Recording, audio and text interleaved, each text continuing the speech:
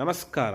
ಇವತ್ತು I think ನೀವೆಲ್ಲ ತುಂಬ ಪುಣ್ಯ ಮಾಡಿದ್ದೀರ. ಯಾಕಂದರೆ ಅಯ್ಯಪ್ಪ ಸ್ವಾಮಿ ಇದ್ದು ನಡೆದಾಡಿದ್ದು ಮತ್ತು ಕಲಿತ ಸ್ಥಳವನ್ನು ನಾನು ನಿಮಗೆ ಪರಿಚಯ ಮಾಡಿಕೊಡ್ತಿದ್ದೇನೆ. ಅದು ಮಾತ್ರ ಅಲ್ಲ, ಈ ಜಾಗದಲ್ಲೇ ಮಾಳಿಗೆ ಪುರತ್ತಮ್ಮ ಜನ್ಮ ತಾಳಿರ್ತಾರೆ ಮತ್ತು ಅವರು ನಿಜವಾದ ಹೆಸರು ಲಲಿತಾಂಬಿಕಾ ಅಂತ. ಆದ್ದರಿಂದ ಈ ಜಾಗಕ್ಕೆ ಸರ್ಪಕಾವಲುಂಟು. ಅಲ್ಲಿ ನೋಡ್ತಿರ್ಬೋದು ನೀವು, ಅಲ್ಲೊಂದು ಹಾಲಿಟ್ಟಿದ್ದಾರೆ. ಪ್ರತಿದಿನ ಇವರೇ ಬಂದ್ಬಿಟ್ಟು ಸರ್ಪಕ್ಕೆ ನೈವೇದ್ಯ ಇಡೋದು.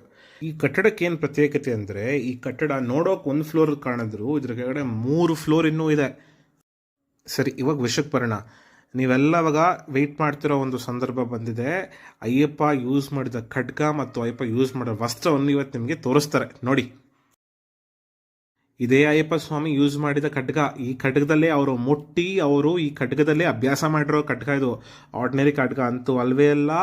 ಇದು 3 ಸೈಡ್ನಲ್ಲೂ ತುಂಬ ಶಾರ್ಪ್ ಇರುತ್ತೆ, ತ್ರಿಕೋಣಾಕಾರವಾದದ್ದಿದ್ದು. ಐ ಥಿಂಕ್ ನಾವೆಲ್ಲ ತುಂಬ ಭಾಗ್ಯ ಮಾಡಿದ್ದೀರಿ. ಅವ್ರ ಪಾಪ ಯೂಸ್ ಮಾಡಿದ ಖಡ್ಗವನ್ನು ನಾವು ಲೈವ್ ಆಗಿ ನೋಡೋ ಒಂದು ಭಾಗ್ಯ ಸಿಕ್ಕಿದೆ ನಮಗೆಲ್ಲರಿಗೂ. ತುಂಬ ಖುಷಿ ಆಗುತ್ತೆ ಈ ಸಂದರ್ಭದಲ್ಲಿ ನಮಗೆಲ್ಲ ತೋರಿಸೋವಾಗ.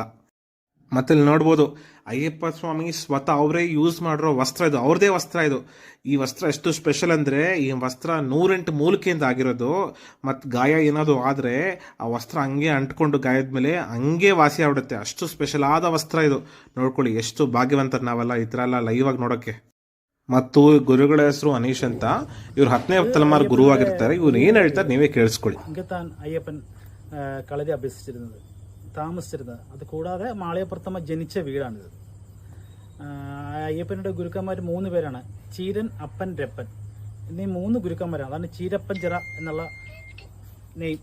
ഈ വീടിന്റെ പേര് ചീരപ്പഞ്ചിറ. അതാണ് ചീരൻ, അപ്പൻ, രപ്പൻ 3 ഗുരുക്കന്മാരാണ്. അതിൽ ചീരൻ എന്ന് പറഞ്ഞാൽ അയ്യപ്പൻ ആയുർവേദം പഠിപ്പിച്ചതാണ്. രപ്പൻ എന്ന് പറഞ്ഞ കക്ഷി ഈ മന്ത്രതന്ത്ര വിദ്യകൾ, കൂട് വിട്ട് കൂട് മാറുക, നിൽക്കുന്ന നിൽപ്പിൽ നമ്മൾ പറന്നു പോവുക, കാണാതെ വരിക, അങ്ങനെയുള്ള മന്ത്രവിദ്യകൾ. ഈ രപ്പപ്പണിക്കരാണ് ഗുരുവിനെ അയ്യപ്പനെ കളരിപ്പയറ്റ് പഠിപ്പിച്ചത്. ആ ഗുരുവിൻ്റെ മകളാണ് ലളിതാംബിക. മാളികപ്പുറത്തമ്മയുടെ ഒഫീഷ്യൽ നെയിം ലളിതാംബിക എന്നാണ്. ലളിതാംബിക ജനിച്ച വീടാണ് നിങ്ങളിപ്പോൾ കാണുന്നത്. അയ്യപ്പ വന്ന് അയ്യപ്പ വന്നിട്ട് ഒരു 800-900 വർഷത്തിന്റെ ഇടക്കായിരിക്കും.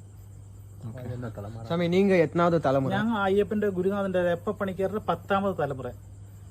ഞാൻ தான் இங்க காரணவர். உங்களோட பேரு சாமி? എന്റെ പേര് അനീഷ്. அனீஷ். என்னோட பிரதரா இங்க தந்திரி சாந்தியம் இல்ல.